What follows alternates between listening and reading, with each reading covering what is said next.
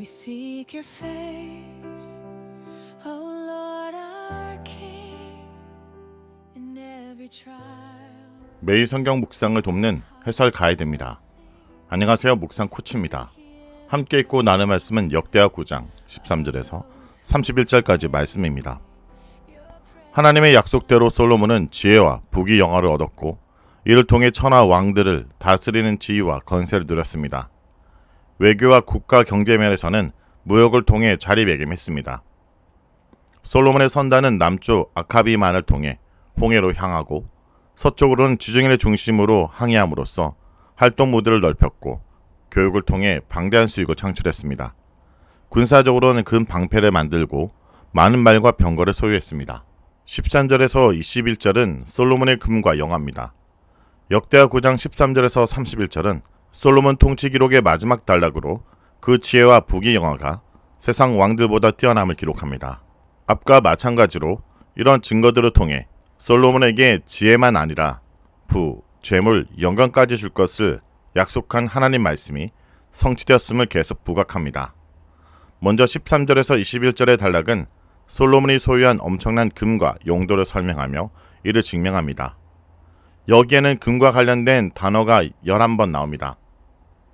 금에 대한 강조는 전에 성전 건축에 금을 아낌없이 사용했음을 부각한 점을 상기시킵니다. 특히 17절과 20절에 왕자와 그릇에 사용된 순금이란 단어는 성전 건축에도 언급된 표현입니다. 이 같은 단어와 내용의 연결성을 값지고 화려한 성전만큼이나 하나님이 솔로몬에게 건세와 영화를 부여했음을 나타냅니다. 솔로몬이 1년에 얻은 금은 666달란트로 엄청났습니다. 대부분 정규적 조공이나 무역 수입이었을 것입니다.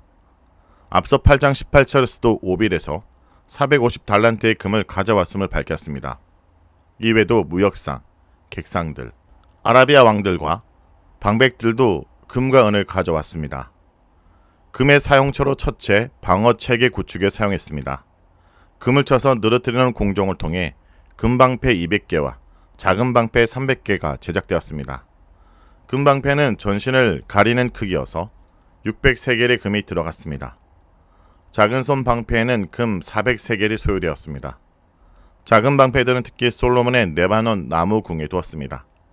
이 궁은 이름 그대로 레바논의 백향목으로 건축한 솔로몬의 거처입니다. 길이가 100규빗, 너비가 50규빗, 높이가 30규빗으로 성전보다 더 큰 규모였습니다.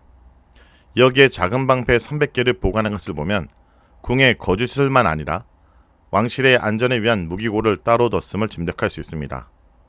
두 번째 금의 사용처로 왕의 보좌가 소개됩니다. 왕자는 상아를 사용하여 크게 제작되었고 거기에 순금을 입혔습니다. 보좌에 오르는데 6층계가 있었고 층계 위에 금발판이 보좌와 연결되어 있었습니다. 보좌 양쪽에는 팔걸이가 있었고 팔걸이 양쪽에 사자 형성이 하나씩 세워졌습니다. 또 보좌 아래에 12사자가 6층계 양쪽에 세워져 보좌로 가는 통로로 지켰습니다. 이같이 화려하고 어미한 보좌는 어느 나라에서도 찾아볼 수 없었습니다. 셋째 용도는 금 그릇입니다.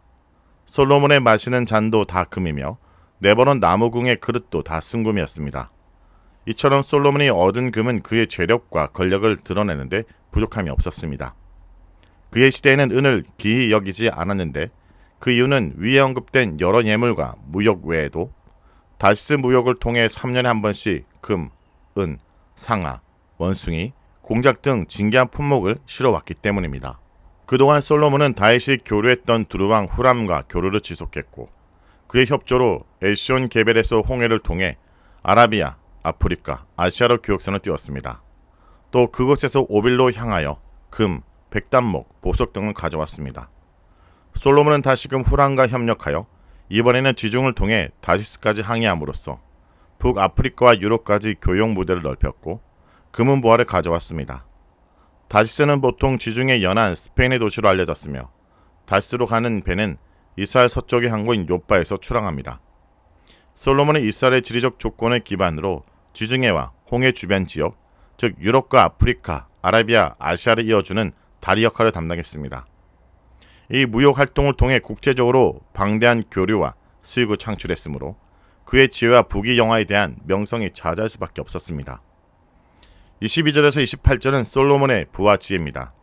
솔로몬의 명성은 금을 통해 묘사된 재력 부분에서만 아니라 정치, 군사 면에서도 그 부와 위력이 세계적으로 알려졌습니다. 위 단락과 마찬가지로 이는 솔로몬에게 부귀영화를 약속한 하나님의 말씀이 성취되었음을 계속 부각합니다. 첫째, 솔로몬은 세계의 왕으로부터 예물을 받음으로 그의 지위와 재력을 쌓았습니다. 22절의 주어인 솔로몬 왕이 강조되어 그의 재산과 지혜가 열왕보다 큼을 보여줍니다. 또 모든 왕이 나온 절은 모두 솔로몬이 그들보다 뛰어남을 진술하는 데 사용되었습니다. 왕들이 솔로몬을 찾았고 수바 여왕처럼 하나님이 그에게 주신 지혜를 듣기 원했습니다. 그들이 솔로몬의 얼굴을 계속 찾았다는 말은 지속적인 방문만 아니라 그로부터 호의를 바랐음을 뜻합니다. 또한 각각 금은 그릇, 의복, 갑옷, 향품, 말, 노새를 해마다 정한 대로 가져왔다라는 것을 볼 때 이들이 예물과 함께 지속적인 조공을 바쳤음을 알 수 있습니다. 둘째, 솔로몬의 많은 마병이 군사적 방어력과 위세를 증명합니다. 이 부분의 설명은 앞서 1장 14절에서 17절과 내용상 중복되거나 상호 보충적입니다. 솔로몬은 병거 끄는 말들의 마국간 4,000개를 두었으며 마병 1만 2천 명을 거느렸습니다. 이집트와 구해 등지에서 말과 병거를 수입하여 병거성과 예루살렘에 비축했습니다. 솔로몬이 이집트 공주와 결혼한 점도 말 병거 수입에 이롭게 작용했을 것입니다. 셋째, 솔로몬은 열왕을 다스려 국가의 안전을 도모했습니다.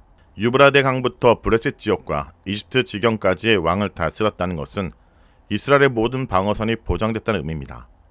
이들 지역은 하나님의 약속한 땅의 경계와 들어맞았습니다.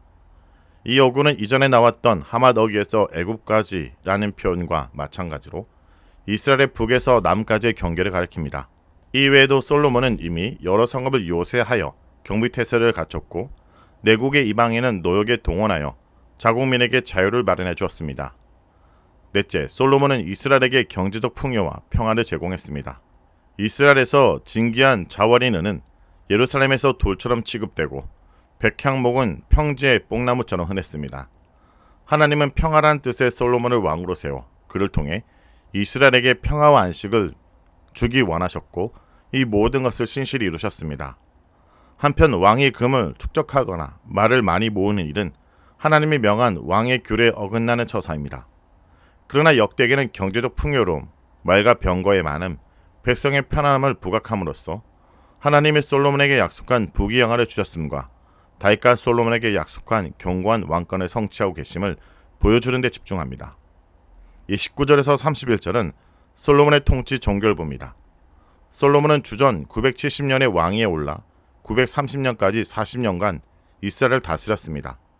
솔로몬이 조상들과 함께 누렸다라는 말은 아브라함이 그 열조에게 돌아갔다라는 표현과 마찬가지입니다. 솔로몬은 다윗성에 안치되었고 이는 그가 다윗의 합법적인 후계자임을 확증합니다. 솔로몬의 통치 기록은 그의 뒤를 이어 르호보암이 왕이 되었음을 알리며 끝납니다. 결과적으로 역대기는 솔로몬의 즉위, 지혜로운 판결과 지혜의 통치, 일부 다초와 우상 숭배, 군사적 세퇴 등을 생략했습니다. 이는 이런 역사적 사건을 은폐하려는 의도가 아닙니다. 이미 잘 알려진 사건을 반복하고 역대기의 정황상 포로기한 후에 이스라엘에게 하나님의 신실함을 강조하며 성전을 통한 그의 임재, 예배, 백성과의 소통이 다시 재개되기를 소망하고 있습니다. 솔로몬의 부는 하나님께서 약속하신 바를 이루신 결과입니다. 가난하게도 하시고 부하게도 하시며 낮추기도 하시고 높이기도 하시는 여호와 하나님께서 솔로몬에게 지혜와 부귀를 주셨습니다. 모든 나라가 그의 아들 예수를 통해서 이루실 나라 앞으로 나와 그의 통치 앞에 복종한 나를 미리 보여주기 위해 솔로몬을 영화롭게 하셨습니다. 주인공은 솔로몬이 아니라 하나님이십니다. 아무리 큰 지혜와 많은 부를 노려도 그 역시 죽어 열조의 묘실에 묻힐 인간에 불과합니다. 성도 여러분, 하나님만이 영원하십니다. 우리는 무엇보다 이 부의 한계를 아는 것이 참 지혜라는 것을 잊지 않기 원합니다. 하나님 아버지 감사합니다.